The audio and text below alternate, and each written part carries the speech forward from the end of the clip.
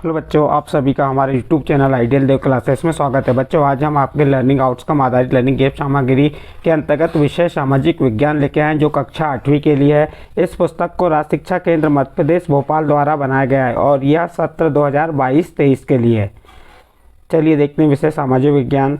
इसमें पार्ट 5 लेके आए हैं जो है दिल्ली के सुल्तान। इसके सीखने के प्रतिफल आप देख सकते हैं क्या है। SS 717 और SS 718।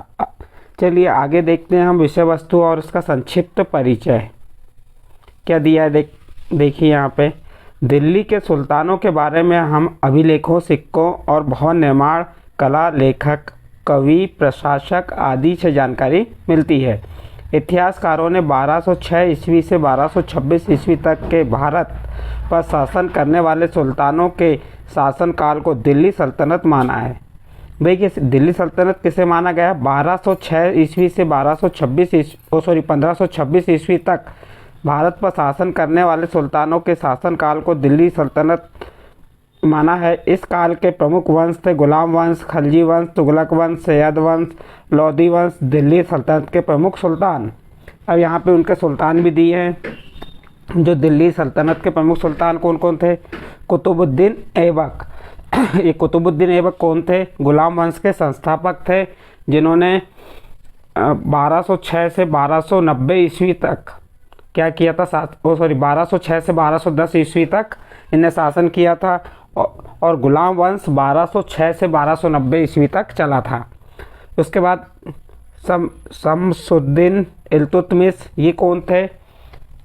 ये दूसरे शासक थे किसके? गुलाम वंश के, जो कुतुबुद्दीन ऐबक के दामाद थे, जिन्होंने शासन कब से कब तक किया था? 1211 ईस्वी से 1226 ईस्वी तक किया था। उसके बाद आई थी रजिया सुल्तान, जो प्रथम महिला शासक थी।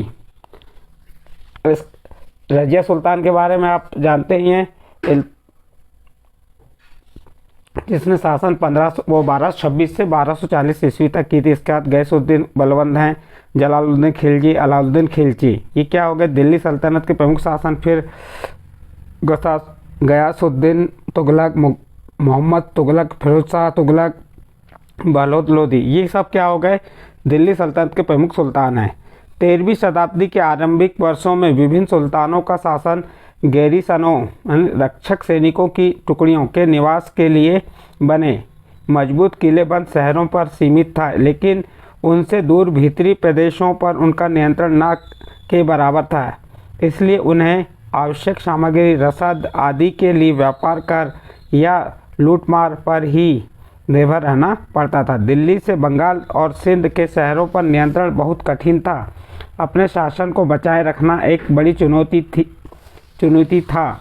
चुनौतियों का सामना करते हुए इसका नियंत्रण गयासुद्दीन बलबन के शासनकाल में हुआ और विस्तार अलाउद्दीन खिलजी और मोहम्मद तुगलक के राजकाल में हुआ। चलिए आगे देखते हैं। दिल्ली के सुल्तान इल्तुतमिश ने गुलामों को विशेष प्रशिक्षण देकर सूबेदार बनाया। इन गुलामों को फारसी में बदका कहा जाता है। क्या कहा जाता है? बदगा कहा जाता है। खिलजी तथा तुगलक शासक बदका का इस्तेमाल करते थे। कौन करते थे? खिलजी और तुगलक शासक। खलजी और तुगलक शासकों ने भी इन सेना नायकों को भिन्न भिन्न आकार के इलाकों के सूबेदार बनाए। ये इनके इक्का कहलाते थे। देखिए क्या है, खलजी और तुगलक शासकों ने भी सेना नायकों को भिन्न भिन्न आकार के इलाकों के सूबेदार बनाया। ये इलाके के इक्का कहलाते थे और इन इलाकों को संभालने वाले अधिकारी इक्तादार या मुफ्ती कहे जाते थे। इनका काम सैनिक अभियानों और कानून व्यवस्था को बनाए रखना था। सल्तनत काल में सुल्तान की शक्ति सर्वोच्च होती थी। उसे ईश्वर की प्रतिनिधि माना जाता था। उनके नाम पर उनके सिक्के जारी किए गए। राज्य सूबे सिखों और सिख परगनों में बटे हुए थे। देखिए क्या कहा, उनके नाम के सिक्के जारी थे। किसके? सल्तनत काल के सुल्तान की शक्ति सर्वोच्च होती थी, उसे ईश्वर का प्रतिनिधि माना जाता था और उनके नाम पर सिक्के जारी किए जाते थे। राज्य सूबों में और सूबे सिखों में और सिख परगनों में बटे हुए थे। समाज में हिंदू और मुस्लिम जनसंख्या निवास करती थी। समाज उच्च और निम्न वर्गों में बटा था। समाज में स्त्रियों की स्वतंत्रता बहुत सीमित थी और पर्दा प्रथा का चलन बढ़ता जा रहा था। बाल विवाह, बहुविवाह, सती प्रथा का प्रचलन था। समाज में फैली विषमताओं को दूर करने के लिए समाज सुधारकों द्वारा कई भक्ति आंदोलन चलाए गए। नुकीले मेहराब और गुम्बद तथा ऊंची मीनारों इस काल की वास्तुकला की प्रमुख विशेषता है। इस काल में सुल्तानों ने अनेक मकबरों, मस्जिदों, मीनारों का निर्माण कराया। कुतुब मीनार, इल्तुतमिश का मकबरा, अलाई दरवाज़ा आदि इसके प्रमुख उदाहरण हैं। चलिए इससे संबंधित अब अभ्यास हेतु कुछ वर्कशीट हैं, उन्हें देख लेते हैं। प्रश्न है, दिल्ली के सुल्तानों की जानकारी किन किन साधनों से प्राप्त होती है? अभी हमने आपको बताया था दिल्ली के सुल्तानों के बारे में हमें अभिलेखों, सिक्कों और भवन निर्माण कला, लेखक, कवि, प्रशासक आदि से जानकारी मिलती है। तो आप इस प्रकार से इसका आंसर लिख सकते हैं, दिल्ली के सुल्तानों की जानकारी। फिर नेक्स्ट अगला प्रश्न है, दिल्ली सल्तनत के प्रमुख वंश व उनके सुल्तानों की जानकारी तालिका में लिखिए। देखिए वंश कौन कौन से हो गए, गुलाम वंश, खलजी वंश, तुगलक वंश, लोधी वंश। और वंश देख सकते हैं, हमने बताए थे यहाँ पे दिया हुआ था हमारे पास सैयद वंश, तो ये वंशों को लिख सकते हैं। तो गुलाम वंश के संस्थापक प्रमुख सुल्तान कौन थे? कुतुबुद्दीन ऐबक भी थे, इल्तुतमिश, रजिया सुल्तान, गयासुद्दीन बलबन, ये किसके? गुलाम वंश के थे। उसके बाद खलजी वंश के जलालुद्दीन खलजी, अलाउद्दीन खलजी, ये हो गए। तुगलक वंश के गयासुद्दीन तुगलक और लोधी वंश के बहलोद लोधी, ये प्रमुख उनके सुल्तान हो गए। इसके बाद नेक्स्ट प्रश्न देखते हैं, प्रश्न नंबर 3, सल्तनत काल में सामाजिक स्थिति की मुख्य बातें लिखिए।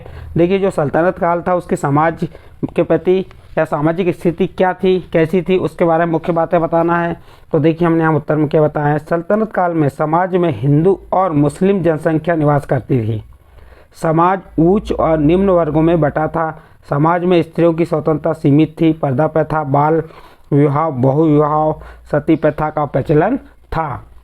और ऐसी समाज में फैली विषमताओं को दूर करने के लिए समाज सुधारकों ने कई भक्ति आंदोलन चलाए। प्रश्न नंबर 3 कंप्लीट हुआ। इसका प्रश्न नंबर 4 देखिए, अलाउद्दीन खलजी की 2 योजनाओं के बारे में जानकारी पाठ्य पुस्तक से खोजकर लिखिए। तो यहाँ पे आपको जो अलाउद्दीन खिलजी थे उनकी 2 योजनाएं थी, उनके बारे में लिखना था। तो हमने यहाँ बताया अलाउद्दीन खिलजी की 2 योजनाएं। नंबर 1, अलाउद्दीन खिलजी ने बाजार में वस्तुओं की पूर्ति पर सम्यक रूप से विचार किया। अलाउद्दीन खिलजी ने क्या किया? बाजार की वस्तुओं की पूर्ति पर भी सम्यक रूप से विचार किया। नंबर 2, वस्तुओं का उत्पादन बढ़ाने हेतु प्रयास कराए। जो वस्तुओं का उत्पादन बढ़ाने के लिए क्या कराए? उन्होंने प्रयास कराए। इस प्रकार प्रश्न नंबर 4 समाप्त हो। प्रश्न नंबर 5 देखिए, सल्तनत काल में स्थापत्य कला की विशेषता लिखिए। एक इमारत का चित्र बनाइए।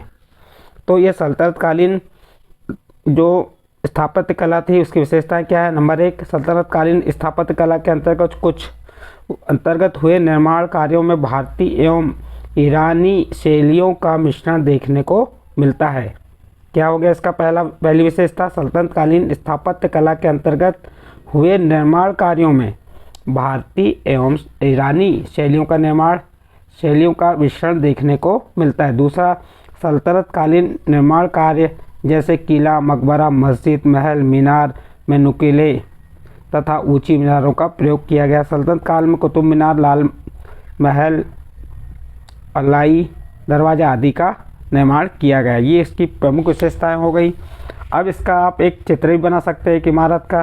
तो एक इमारत जैसे हमने आपको इधर बता देंगे, कुतुब मीनार ये दिख रही है, इस प्रकार से कुतुब मीनार का निर्माण कर सकते हैं यहाँ पे। इसके बाद प्रश्न नंबर 6 देखिए, रिक्त स्थानों में सही शब्द चुनकर लिखिए। यहाँ पे शब्द दिए कुतुब मीनार, सूबो, सुल्तान, बदगाह, सिक्को। इसका पहला रिक्त स्थान है, गुलामों को फारसी में खालिस्तान कहा जाता है। तो इसका उत्तर हो जाएगा, गुलामों को फारसी में बंदगाह कहा जाता है। खालिस्तान को ईश्वर का प्रतिनिधि माना जाता है। तो सुल्तान, यहाँ खालिस्तान क्या जाएगा? सुल्तान को ईश्वर का प्रतिनिधि माना जाता था। नंबर 3, कुतुबुद्दीन ऐबक द्वारा खालिस्तान का निर्माण कराया गया। तो कुतुबुद्दीन ऐबक के द्वारा कुतुब मीनार का निर्माण कराया गया। कौन सी मीनार? कुतुब मीनार का निर्माण कराया गया। नंबर 4 देखिए, राज्य को खालिस्तान और सूबों को खालिस्तान में बांटा गया।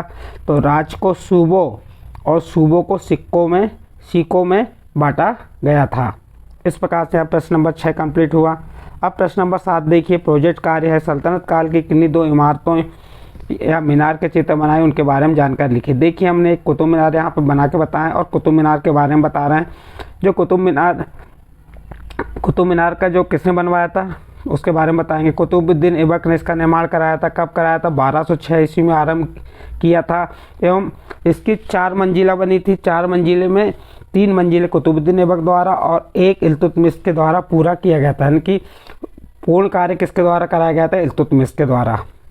और उसका चित्र यह देख सकते हैं। इसके बाद अलाई दरवाज़ा, यह अलाउद्दीन खिलजी द्वारा निर्मित कराई गई इमारत कुतुब मीनार के समीप है। अलाई दरवाज़ा इस्लामी स्थापत्य कला का रत्न माना गया है। इसके निर्माण कार्य में बलुआ पत्थर और संगमरमर का प्रयोग किया गया है। और ये आप देख सकते हैं, यह अलाई दरवाजे का चित्र है यहाँ पे। फिर 100 आकलन हेतु वर्कशीट है। क्या दिया है इसमें?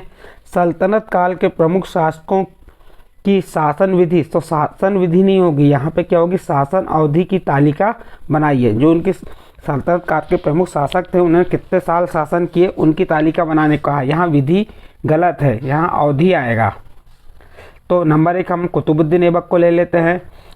प्रमुख शासक कौन हो गए? कुतुबुद्दीन ऐबक। इसने कब से कब तक शासन किया? 1206 से 1210 ईस्वी की अवधि तक इन्होंने क्या किए? शासन किए। नंबर 2 शमसुद्दीन इल्तुतमिश, इन्होंने 1210 से 1236 ईस्वी तक। रजिया सुल्तान 1236 से 1240 ईस्वी। गैसुद्दीन बलबन 1266 से 1286 ईस्वी। अलाउद्दीन खिलजी 1296 से 1316 ईस्वी। और मोहम्मद बिन तुगलक 1325 से 1351 ईस्वी तक। ये इनकी मुख्य शासक और उनकी शासन की अवधि हमने आपको बता दी है। इसके बाद आगे देखते हैं क्या दिया। सल्तनत काल में प्रचलित सामाजिक प्रथाओं और वर्तमान समाज की प्रथाओं की तुलना कीजिए, उनमें आज किस प्रकार का बदलाव देखने को मिलता है। हमने आपको बताए थे ना कि समाज हिंदू और मुस्लिम जनसंख्या वाले, देखो क्या होता, सल्तनत काल में जो हिंदू और मुस्लिम जनसंख्या निवास करती थी, समाज उच्च और निम्न वर्गों में बटा था। समाज में स्त्रियों की स्वतंत्रता बहुत सीमित थी और पर्दा प्रथा का चलन था। बाल विवाह, बहु विवाह, सती प्रथा का प्रचलन था। समाज में फैली विषमताओं दूर करने के लिए समाज सुधारकों द्वारा कई भक्ति आंदोलन चलाए। तो ये जो था देखिए यहाँ पे इस प्रकार से हुआ। ये कब की बात हुई? सल्तनत काल की हुई। लेकिन अभी वर्तमान काल में क्या इस प्रकार से हो रहा है? नहीं हो रहा है। तो उत्तर में क्या लिखेंगे? सल्तनत काल में स्त्रियों की स्वतंत्रता बहुत सीमित थी और पर्दा प्रथा का चलन बढ़ता जा रहा था। समाज उच्च एवं निम्न वर्गों में बटा था। लेकिन आज के समाज में ऐसी कुप्रथा और किसी प्रकार का भेदभाव नहीं किया जाता है एवं स्त्री और पुरुष एवं प्रत्येक धर्म में समानता होती है। तो इस प्रकार से आपका यहाँ पे जो दिल्ली सल्तनत वाला पार्ट था यहाँ पे समाप्त होता है। हमने यहाँ पे आपको जो भी आपको दिल्ली सल्तनत के बारे में बताया, ये समझ आए हों तो आप हमारे चैनल आइडियल देव क्लासेस सब्सक्राइब कीजिए, लाइक कीजिए एवं अन्य ग्रुप में शेयर जरूर कीजिए।